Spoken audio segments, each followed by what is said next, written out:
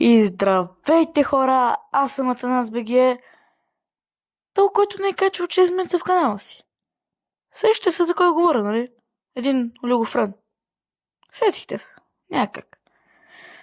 Да, не съм качил 6 месеца. Ето как минаха 6 месеца за ново време. Няма да се оправдавам, да влизам в много детайли. Да обучавам темата. Ще кажа само, че не ми се снимаше и ме мързеше. Не бях достатъчно готов. Но сега ви обещавам, че ще се завърна с YouTube. Скоро може да очаквате първи епизод на моя първи анимационен сериал. А именно Олигофрения епизод 1.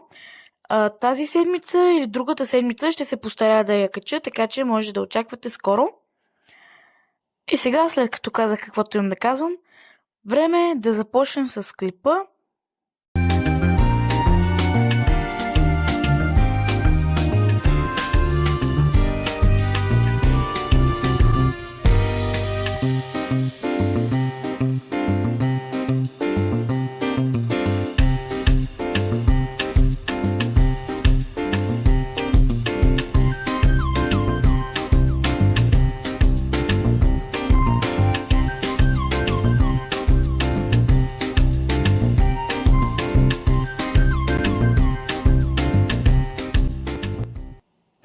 Вероятно сте разбрали от заглавието на видеото. Именно днес ще коментираме какво стана в български интернет за 2024. Също да кажа още нещо. Ако ви харесва моя контент през 6 месеца, може да се абонирате. Също да ви кажа за много години и честита, весела Коледа. Не знам как трябва да го кажа. И да. Според мен 2024 беше най-пропадналата година за българският интернет, като през тази година имаше много драми, имаше много глупости, имаше много кринч и затова според мен имаше и хора, които се отличаваха с техния контент, като те правиха доста различен контент от другите и затова се отличаваха, защото не бяха кринджеви на куче като другите, нали?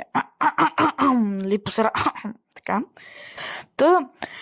Първо ще поговорим за кринджа, след това за драмите, след това за ютуберите, които се отличиха тази година с контента си. Така. Кринж. Тази година най-кринджевите неща според мен бяха сериалите. Сериалите като излезнаха бая сериали като Драма сезон 2, Кървава луна сезон 3 и Русалки сезон 2. Няма как и да не включа Русалки в кината. Да, предполагам сте разбрали, това е стара новина, но аз не съм качил от 6 месеца. Нали, сеща се, че си взех малка почивка. Другото най-кринджево нещо тази година беше музиката, човек. Тази година излезнаха такива песни, няма как да споменем. Отново Лилия Начкова. О, бейби, ох, мале, скандален край, бейби, ти не си ми в главата. О, мали, о, котьо, мале, вижата, няма цици, мале, да. О, Иване, как си? Добре съм, на здраве. О, да. Мале. Тия са много се. Ох, мамо.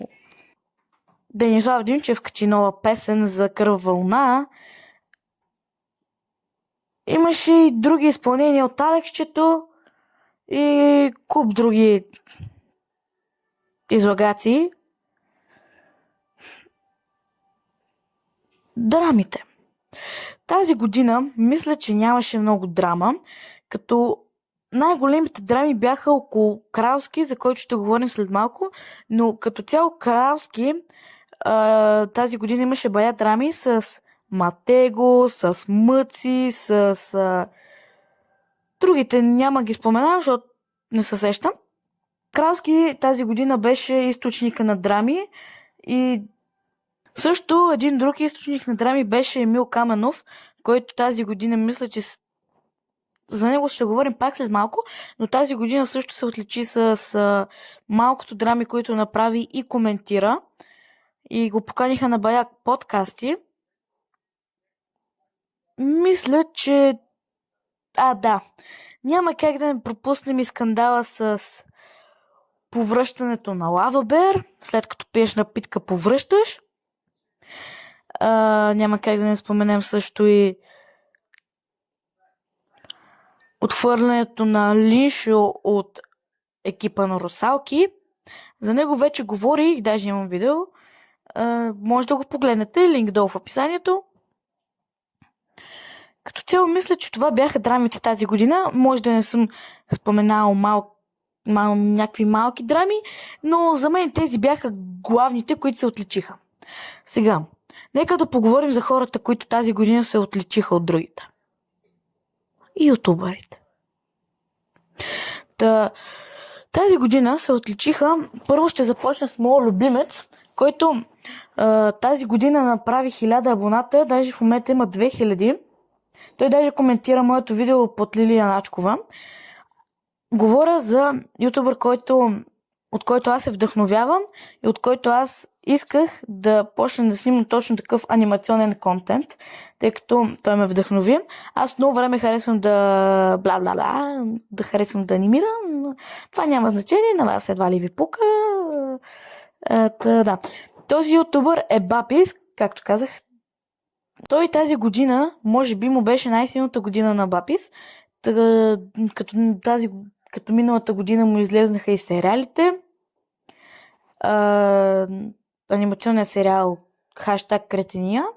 Също Дим Дончо се отличи с неговия разнообразен контент, като той по принцип се качва за анимации, но се отличи тази година пожа на голям успех, като всички други ютубери, които ще спомена в момента.